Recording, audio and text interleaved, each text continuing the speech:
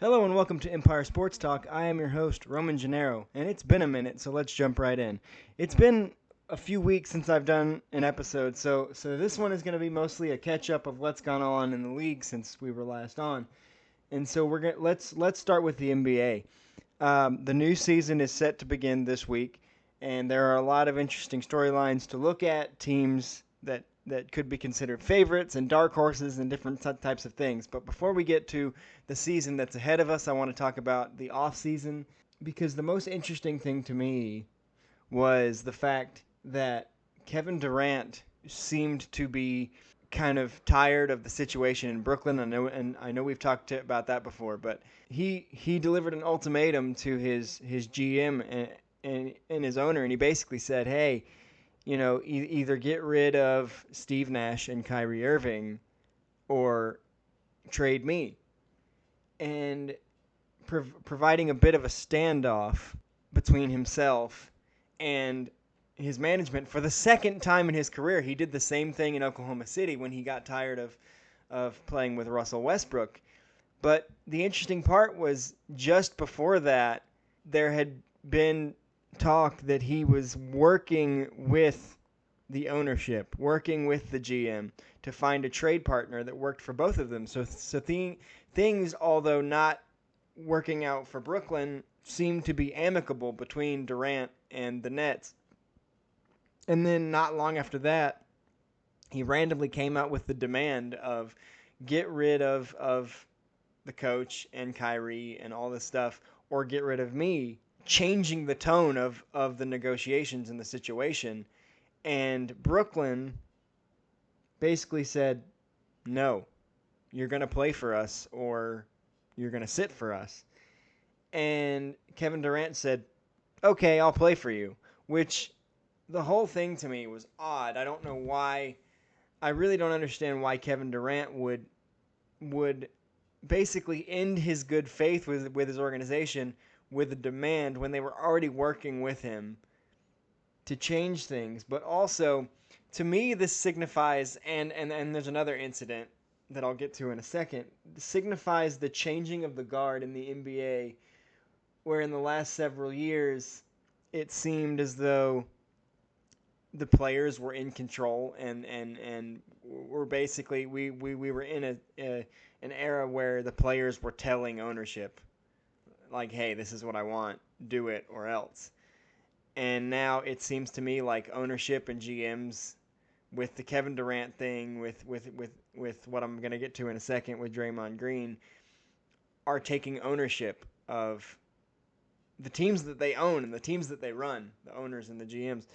And so maybe we're seeing a changing of the guard as far as the hierarchy of the NBA returning to where it should be, in that the individuals who own and manage and coach teams should be allowed to own and manage and coach their teams.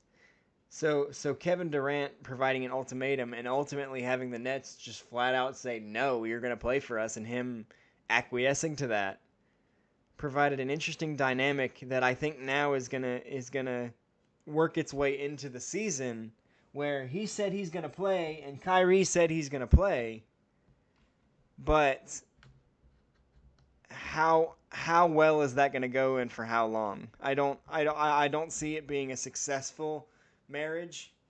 About as unsuccessful as it was last year when they barely made the playoffs and got swept out. And so it'll be interesting to see where all this stands in about a month or 2 months if things don't get off to the start that Brooklyn wants. Not to mention that Ben Simmons is back and looking like Ben Simmons, dominant in some areas and absolutely terrible in others, i.e. his jump shot looks somehow worse than it did before he missed an entire year. And so there's that drama with Durant and the Nets that has lasted a while. And then there's this new drama in the Bay Area with the Golden State Warriors, where Draymond Green and Jordan Poole got into a fight at practice, and Draymond Green ended up punching Jordan Poole during practice, and it ended up being in a scuffle involving the whole team, trying to break them up and this kind of thing. And video leaked of that, so we've seen the scuffle. And Draymond, it was not an actor's punch. Draymond went after Jordan Poole. We don't know what was said, but it led Steve Kerr to call the situation a crisis like nothing he's ever dealt with before. It led Draymond Green to self-impose a suspension from his own team. He is back with them now, but he was gone for several days. And Jordan Poole being a little quiet on the subject. So I don't see this being a clean break with Golden State. I don't see it being like, hey, it happened, we're moving on. Now let's defend our championship. Because to me, when two teammates literally come to blows, a divorce is coming for someone. That's not something I don't think you can work out. But I feel like Golden State showed their hand today, just a few hours ago, when news broke that Jordan Poole was finalizing a 4-year, $140 million contract extension with Golden State. Now, if this was any other player on the team, except for one of the two involved in the scuffle, and essentially the victim of the scuffle, because all anyone's talking about is the fact that Draymond punched Jordan Poole. There's no word that Jordan Poole punched Draymond, other than he probably got a hit in to defend himself. But the fact that days after this happened, the Warriors are looking to extend Jordan Poole tells me that they're choosing their side if it comes to this. And I think eventually it will. I think Draymond has been a valuable piece to the championships that Golden State has won, but we're starting to see where his antics and his words are getting more headlines than his play on the court. And now he's done this, where he goes after his own teammate, who proved to be a huge contributor to their last championship. And so I think I wouldn't be surprised if Draymond was moved at some point during this year. And keep an eye out on the Detroit Pistons if that happens, because Draymond Green is from Michigan. He played college ball at Michigan State, and I believe he was quoted at one point as saying that he wanted to play for the Pistons at some point, finish out his career for the Pistons at some point. And the Pistons have been very aggressive in the draft and in the offseason, and they have a lot of great young pieces and could make some noise. So I expect that if Draymond is put on the trading block, is put on the market, that Detroit will be aggressive. And because I don't see this Golden State situation resolving itself cleanly, and I think Golden State is making a statement by finalizing an extension with Jordan Poole. On the court this year is going to be something interesting. You know, you have to keep an eye out on the defending champs and the teams that were close. You have to keep an eye out on the Celtics and the Bucks and the Suns as well. It remains to be seen how the Celtics will fare after Udoka was suspended, but I still think they'll be a contender because on the court it's still the same. I think we will see the Lakers continue to struggle because they didn't make any notable additions outside of Patrick Beverley, and he'll be vying for minutes with Russell Westbrook, who I believe yesterday sustained some sort of injury to his hamstring. So if he'll even be available to start the year, that remains to be seen. LeBron is only getting older. AD seems to be healthy right now. He says he feels good, but he inevitably gets hurt every single year. Like I said, they added no significant pieces, and they still have Russell Westbrook, whether he plays or not. So I think we'll still see them struggle to find their way. What I'm interested to see, and I'm not out here saying they'll be a playoff team, but there's a lot of noise coming out of the Magic camp, of the Orlando Magic. Paolo Banchero has looked really good in his action in summer league action, preseason action, leading up to his rookie season. Markelle Fultz, who, in my opinion, is a difference maker for this offense, is confident in the people they have in that locker room. They have a bunch of young talent that I think is going to lead them to make noise. If not to the playoffs, then at least show that something is happening. Because Markelle Fultz came back at some point last year, and they did improve. But there was a lot of new pieces, and Cole Anthony had taken his spot as like the starting point guard or whatever. But I think back to the year before that, where the Magic started the season 5-0, were first place in the East for the first couple of weeks, and Markelle Fultz was playing out of his mind. He was playing the best basketball he's ever played in the NBA, and then he tears his ACL. So I think Markelle Fultz brings energy to this team. And I think Paolo Banchero is going to be in consideration for Rookie of the Year. I don't think he will win it, which brings me to my next point. My sort of bold prediction, not that bold at all, but I said he was my favorite player in the draft. I think, especially with the injury to Chet Holmgren, I think Benedict Mathurin is going to win Rookie of the Year in the NBA. He's looked really good in preseason. And I think he's going to bring some of what he brought to Arizona in the tournament, in the NCAA tournament. I think he's going to bring that to Indiana, and he's going to make some noise. And whether or not Indiana ends up having success this year, I think Benedict Mathurin is going to make the most noise of the rookie class and win Rookie of the Year. All right, we're going to move on really quick to the NFL. Going into this year, I was so excited. I was as excited for an NFL season as I think I've ever been going into this year because of how good last season was.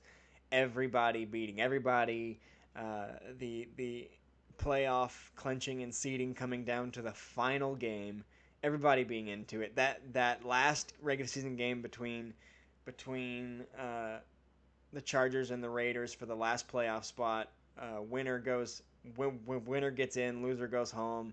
And the Steelers sitting and waiting for a tie that they might get in, and it coming down to the last 3 seconds for that to be figured out. That it was about as good of an NFL season as we've ever seen. So coming into this year, I was super excited for that very reason, that we could have another season like last season. And in some ways, that's what we're getting in terms of everybody beating everybody. But this season is really weird. And that is because the teams we expected to be good are not. And the teams that we expected to be bad are not. The Packers, even though they're 3-2, don't look particularly good because they have no receiving. The Colts with Matt Ryan look pretty bad. And people were floating them out there as not only AFC South champs, but possible Super Bowl contenders.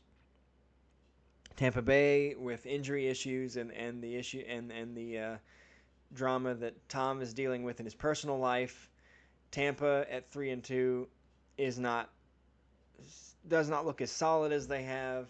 The Kansas City Chiefs look really good, but they lost to the Colts. So many teams that we expected to be good, expected to be talking about. We expected the AFC West to be the best division in football with Devontae Adams and Derek Carr teaming up in Vegas and Russell Wilson going to Denver. More on that in a second.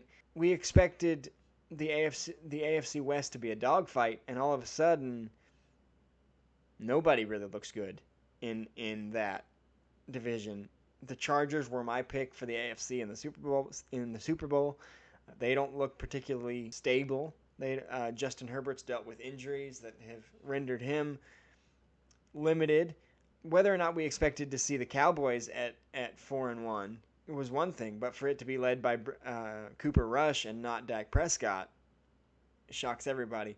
And then teams that we expected to be bad are not. Not that we expected the Dolphins to be bad, but if Tua hadn't gotten hurt, they would be 4-1, maybe 5-0. Hopefully he comes back soon and they can keep winning. But nobody really expected them to be the talk of the AFC, and yet they are for good and bad reasons. But I think they're a better team than anybody expected. Minnesota looks really good through the first few games. Philadelphia, after making the playoffs as a wild card last year, we thought they would have a shot at the division, but they're the best team in the NFL. They're 5-0, and I don't know who's going to slow them down. Detroit is a quandary to me because they are 1-4, but with the exception of last week, they've looked really good. They've scored a ton of points, and the games they've lost, they lost by a slim margin with a lot of points. They lost to Philadelphia 38-35. They lost to Minnesota at the last minute when I think they had their 28 in that game. So Detroit is coming. They have some stuff to figure out on the defensive end, obviously, because they're scoring a lot of points, but allowing even more. We expected Seattle to be bad, and Geno Smith looks rejuvenated. Looks like the Geno Smith from West Virginia, and the Seahawks look like they've won that trade right now. The Giants, I think Brian Daboll was the answer for this franchise, and I don't know if they'll sustain it the whole year and make the playoffs, but man, they look good. Daniel Jones is a warrior. He has dealt with some injuries, and he's staying in there. Saquon Barkley looks like the player that he was before he was hurt. The defense looks good. Like, the Giants are probably the biggest surprise this year right now. But if not the Giants, I think the biggest surprise is the Denver Broncos for all the wrong reasons. Here we are in the offseason with Nathaniel Hackett getting hired as the head coach. To me, in a controversial move in getting rid of their previous coach, because they almost they were eliminated from the playoffs in Week 17 with Teddy Bridgewater at quarterback. They were almost there, and so when the Aaron Rodgers drama was happening with Green Bay, Denver was seen as the obvious choice by both analysts and Aaron. Aaron had said that he wanted to go to Denver, and that was largely because of the fact that they had just hired Nathaniel Hackett as their new head coach, who had been the offensive coordinator in Green Bay prior to that, and Aaron really liked him. Aaron really liked Nathaniel Hackett, and obviously that's why he wanted to go to Denver, and they kind of shocked the NFL by going after Russell Wilson instead. And the instant reaction by almost everyone in NFL circles, including fans, was Super Bowl favorite, Super Bowl contender, including me. It's hard to look at that team that almost made the playoffs with a different head coach and Teddy Bridgewater at quarterback, and add in Pro Bowler and Super Bowl champion Russell Wilson and not say, oh, they're a favorite to win the Super Bowl. And yet, on paper, it's all there. Really good receivers, decent defense. Actually, the defense should be applauded after how they've started this year. Really good defense, really good receivers. Russell Wilson at quarterback. It looked like that was gonna happen. And then the season started and games started. And the Denver Broncos offense looked and continues to look lost. Scoring 11 points against San Francisco, scoring 9 points against Indianapolis. Questionable play calling. I have seen multiple Broncos games because they're on primetime, more on that in a second, and thought there's not a single play call in this game where I thought, hey, that was a good choice. And I don't know if it's Russell Wilson being out of his depth, something not being right with the meshing of everything. I don't know if it's bad play calling by Hackett or the offensive coordinators or who, but the offense looks clueless. And I would have called you insane if you had told me that this offense would look this bad at this point. I don't know if it's Nathaniel Hackett's just not cut out to be a head coach, and if that's the case, it's fine. It happens.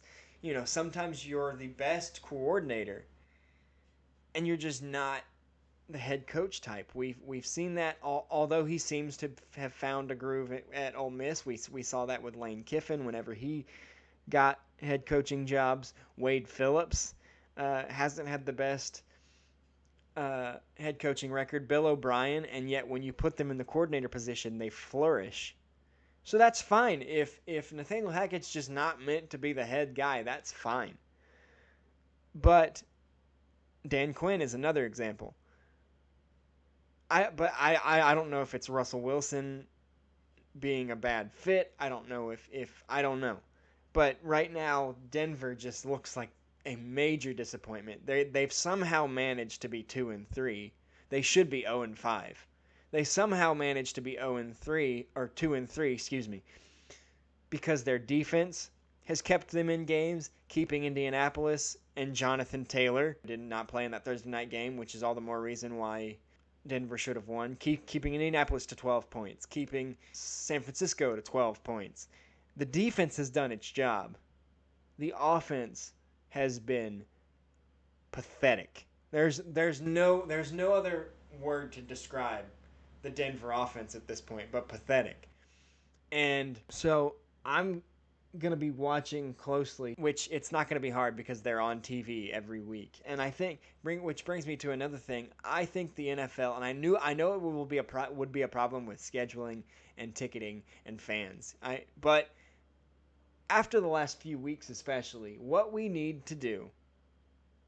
NFL needs to do is determine the primetime games on a week-to-week basis so we don't end up with the Broncos looking as bad as they have on a primetime game 3 consecutive weeks. They've been on Thursday night, Monday night, and Sunday night already this year and looked terrible. And that Colts Broncos Thursday night game was one of the worst games I've ever seen.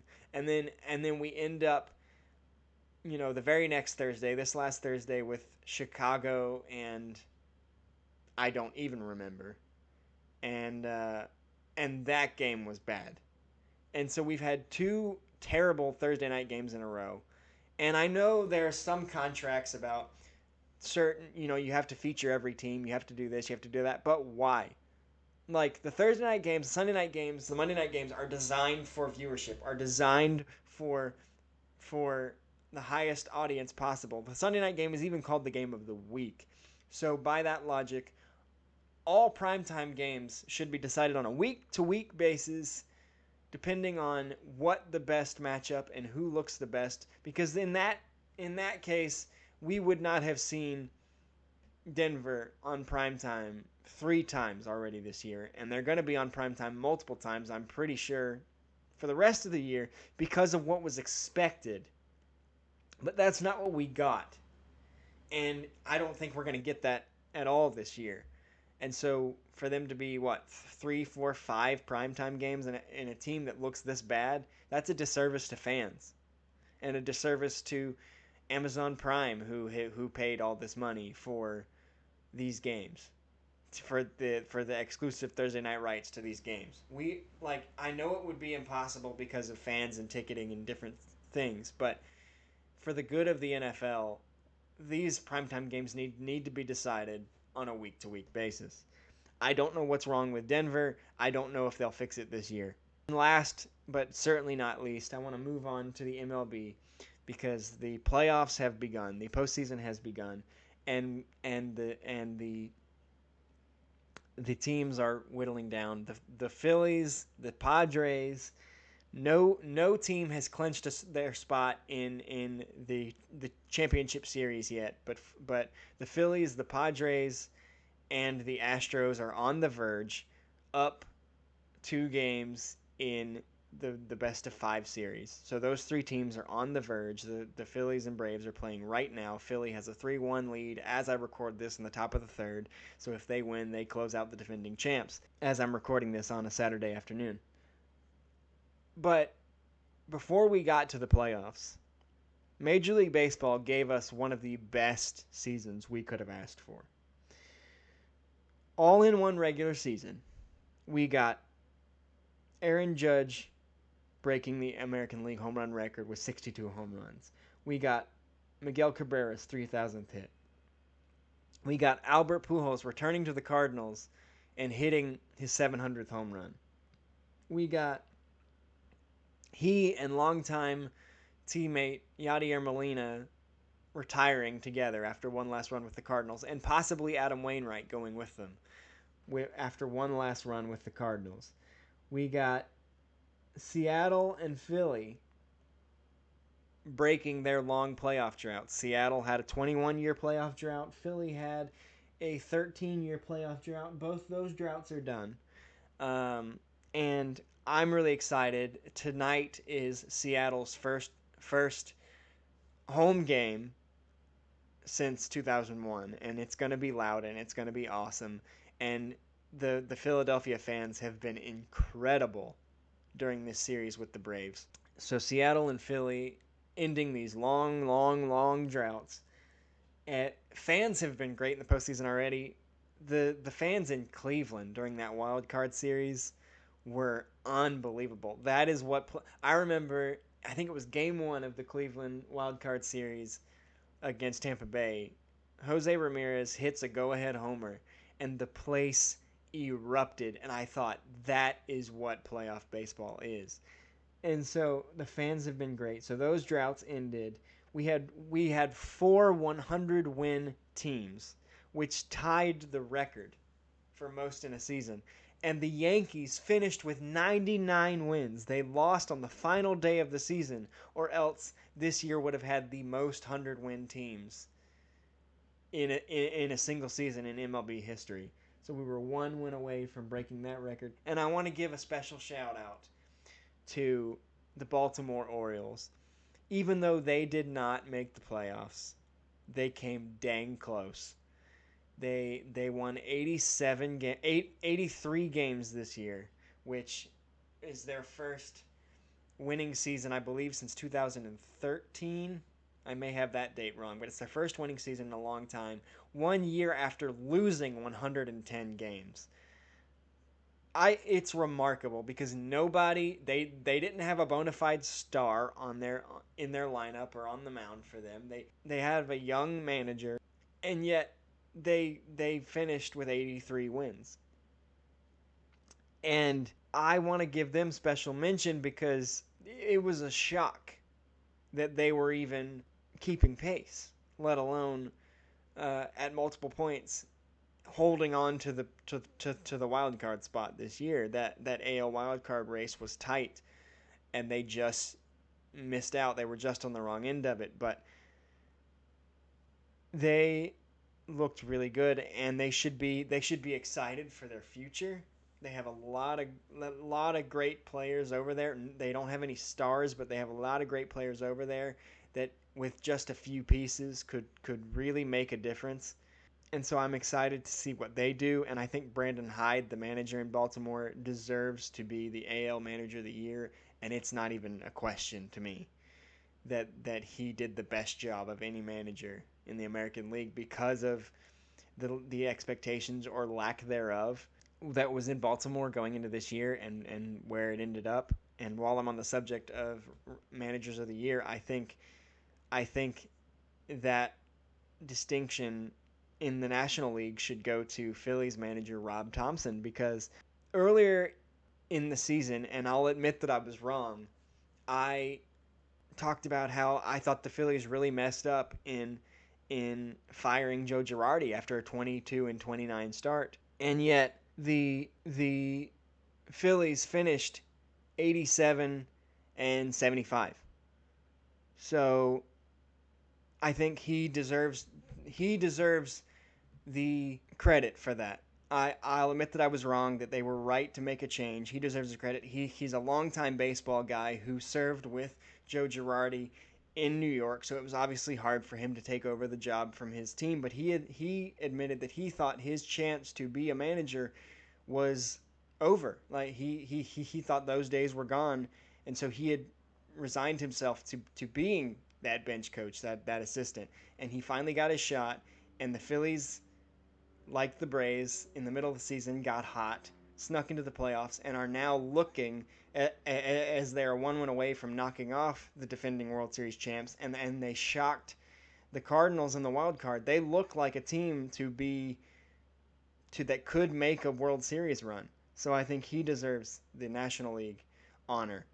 And with that, that's all the time I have. That's it for this episode of Empire Sports Talk. It's good to be back. We're going to try to post weekly again, but I am your host, Roman Gennaro, signing off. See you next time.